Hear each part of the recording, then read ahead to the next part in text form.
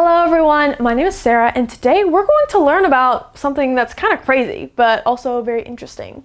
And that is about how hippopotamus have become an invasive species in the country of Colombia in South America. So hippopotamus, let's think about it.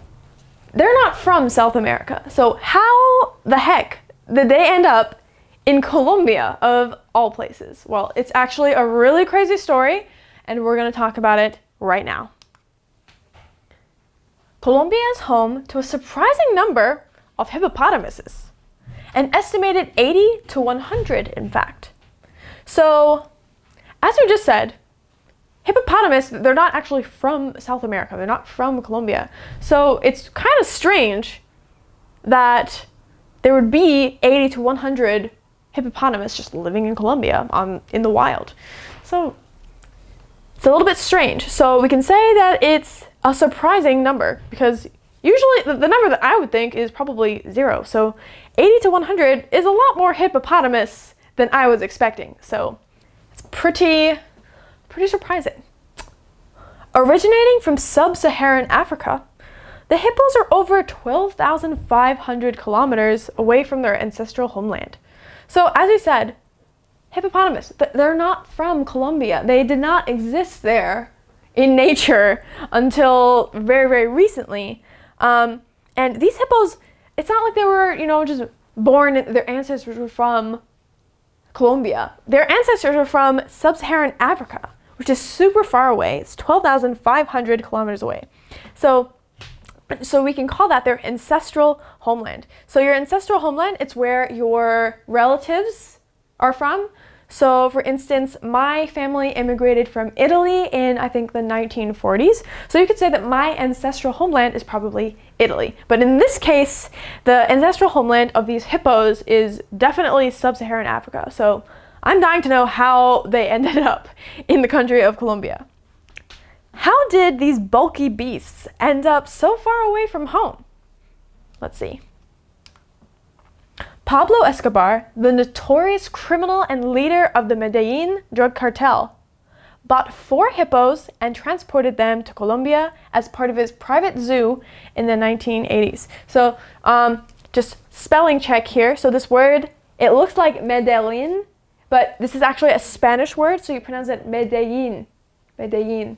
So in case any of you are interested in learning some Spanish, but maybe this isn't such an amazing word to know if you don't know very much Spanish, because Medellin is actually the name of a drug cartel. So it's like an illegal company run by criminals, and they were selling illegal drugs. So like cocaine and other drugs. It was not a very good situation, and the man in charge of it all was the notorious, or famous but in a bad way, criminal Pablo Escobar.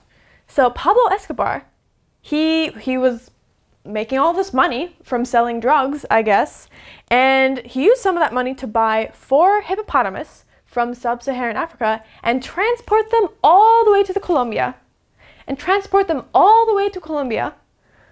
just so he could keep them in his private zoo.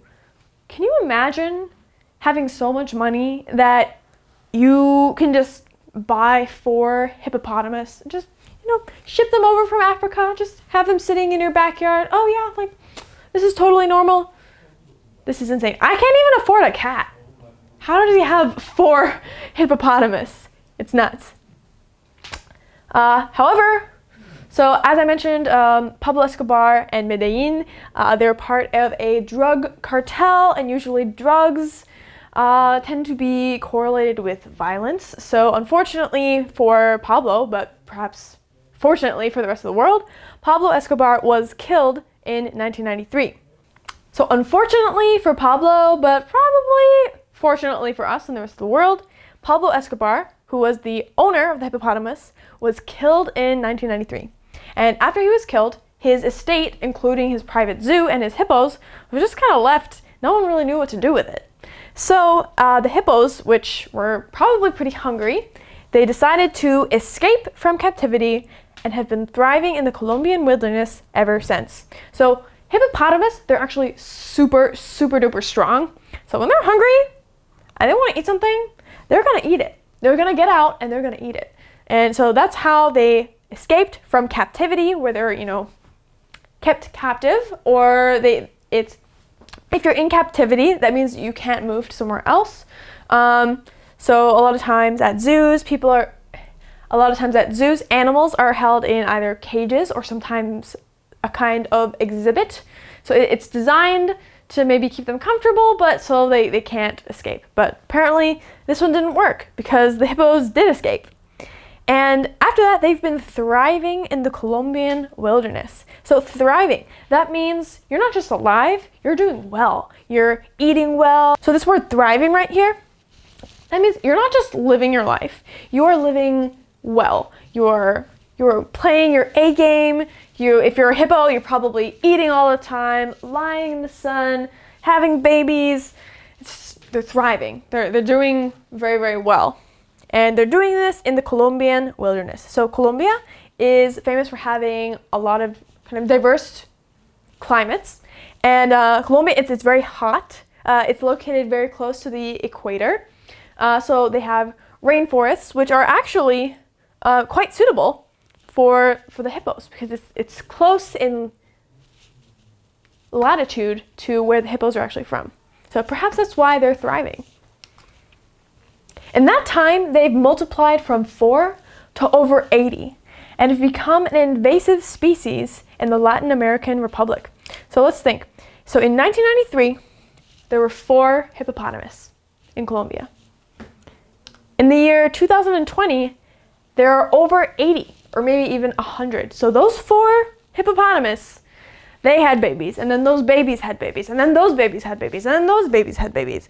And now we have, just an unmanageable number of hippopotamus. Can you imagine trying to get just one hippopotamus to do what you ask it to do? Now try to imagine 100 hippopotamus. It's become a pretty big problem, and so some people say that the hippopotamus are an invasive species. So an invasive species, it's a type of animal or plant that is not originally from the place where it is. And often when you take an animal or a plant that's from one place and you put it in another place, sometimes it'll die really quickly because it's not adapted to that environment, but then sometimes you have the opposite happen. Sometimes they do too well and it actually disrupts the environment and it can put other animals and even people in danger. So another famous example of this is rabbits in Australia. So Australia, it's a giant island, and originally there were absolutely no rabbits in the entire continent. But then when Australians went to what we now know as Australia, and they tried to settle there, some of them brought their pet rabbits with them. But then some of the rabbits escaped, and as rabbits do, they started having babies, and then those babies had babies, and then those babies had babies, and they started spreading all over the country. And this was actually a huge problem because they kept eating the plants, and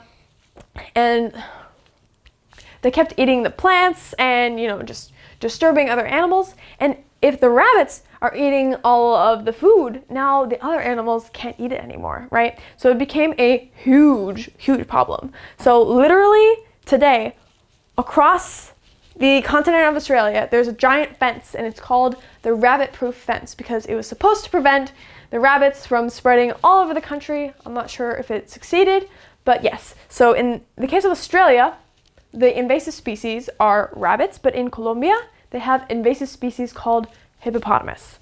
It's truly, truly nuts. Though some think of the animals as a menace and a reminder of times that many Colombians would rather forget, some scientists say that the hippos could actually be contributing more to the Colombian ecosystem than they harm it. So, as we just said, the hippos, they've become an invasive species because they've multiplied to this huge number, 100 hippopotamus. 100 hippopotamus, that's a crazy number of hippopotamus. So some people think that these animals are a menace. They're harming the environment, they're a problem to be solved, and they think that Colombia would be better off without these hippos. Besides just the environmental impact, The hippos also serve as a reminder of times that many Colombians, they don't really want to remember.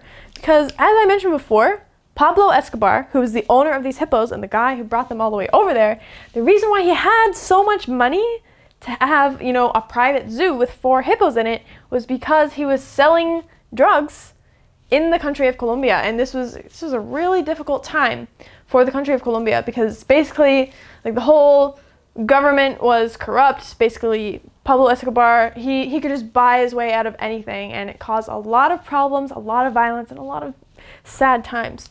So a lot of people, they just want to get rid of these hippopotamus. They don't want to see them. They don't want to remember the bad times that they represent. And then also, they're an invasive species, so they're harming the environment. But some scientists say that this might not actually be the case. They say that the hippos could actually be contributing or giving back to the Colombian ecosystem more than they harm it. So why is that? The ecosystem of Colombian rainforests has been stunted by overhunting of herbivore mammals that had a similar diet and lifestyle as hippopotamus. So as I mentioned before, Colombia has rainforests in it, and usually the rainforest, it's a very rich, very diverse type of biome. But the ecosystem has been stunted, or it's been kind of knocked off kilter. It's been stopped from growing the way that it's supposed to grow because of overhunting of herbivore mammals. So what is an herbivore? An herbivore is an animal that eats only plants. So if we cover this up right here, this says herb, right? So even in Korean, you say hobu, right? So herb, that means plant, and then vor, that means to eat. So to eat plants. So hippopotamus are herbivores, but for instance, a tiger would be a carnivore. So because carn means meat and vor means eat, so meat, eat, carnivore. Interesting, right? So hippopotamus, like other animals that were overhunted in the Colombian rainforests, are herbivore mammals. So mammals means the type of animal that feeds their babies with milk, and they give birth to babies instead of eggs. So the baby gestates inside of the mother animal. Some scientists argue that the hippos could fill the vacuum they left behind, a practice called rewilding. So as we just said, the Colombian rainforests has been kind of stunted because herbivorous mammals that used to live in the rainforest, they've been overhunted, and now there's not enough of them to maintain the ecosystem and the food chain in Colombia. So some people say, well, these hippopotamus, they eat similar things as the animals that were killed, and maybe they could take their place. That way it kind of keeps everything in balance. So if the hippopotamus were to do that, they would be filling the vacuum that the herbivorous mammals that were killed left behind. So to fill a vacuum, or to leave a vacuum, so according to the law of thermodynamics in physics, when you cannot create or destroy matter, right? So for instance, if I were to put this phone on a table, and then I were to take it off of the table, so it's not that there's now nothing here. Instead of the phone, now there's an equal amount of air, right? So for instance, if you get in the bathtub and you go in the bathtub, the water goes up, you get out, the water goes down. The water isn't disappearing, it's just it's filling the vacuum that your body left when you got out. So when these animals, these herbivore mammals that were overhunted, when they disappeared, they left a vacuum, right? And so something has to go in and fill it, or we have a big problem. So some scientists argue that the hippos, because they eat and they live kind of similarly to the mammals that were killed, could fill this vacuum. And if an invasive species, or a species from another place, were to take the place of herbivorous mammals that went away, this practice is called rewilding. Despite this, Jonathan Shuren, a University of California ecologist who studies the animals, worries that the population could soon get out of control if the animals are not culled. So some people say, maybe these hippos aren't such a bad thing, right? But this scientist, he's an ecologist who studies the animals, and I assume the ecosystem of places like Colombia. He's worried that the population could get out of control if the animals are not culled. So when you cull a species, that means you kill a bunch of members of a certain species in order to prevent disorder, basically, in the food chain or in the ecosystem. The population appears to be growing exponentially, he said in an interview for National Geographic magazine. Within just a few years, there could be thousands and thousands of them. Yeah, so this is a pretty big problem. So as we said, in 1993, there were only 4 hippos in the entire country of Colombia, and now we have 100. And so let's think about it. If each hippo has 2 hippo babies, that's 200, and then 400, and then 800, and then 1600, and then 3200, and it just goes on and on and on, and it's very, very difficult to control. So if you're living through this COVID-19 pandemic, as I'm sure you are, because literally everyone else in the world is, then you'll know how dangerous it can be to have exponential growth in a population, whether it be an invasive species or those who are infected with a disease such as COVID-19. So in this case, you can think of it as it's kind of like y equals x squared, but only just in the one quadrant. But yeah, so this is a big problem because if this keeps going the way that it's been going, Colombia could be stuck with thousands and thousands of hippopotamus in just a few years. And hippopotamus, they're very, very aggressive animals. They're very dangerous. Probably you don't really want a whole bunch of them running around in your country. So yeah, I really wonder how they're going to solve this problem. Anyway, this was a very unique lesson for this week. I hope that you guys enjoyed it. If you did, make sure to let me know in the comment section below. All right, everybody have a great day, and I will see you again next week. All right, bye.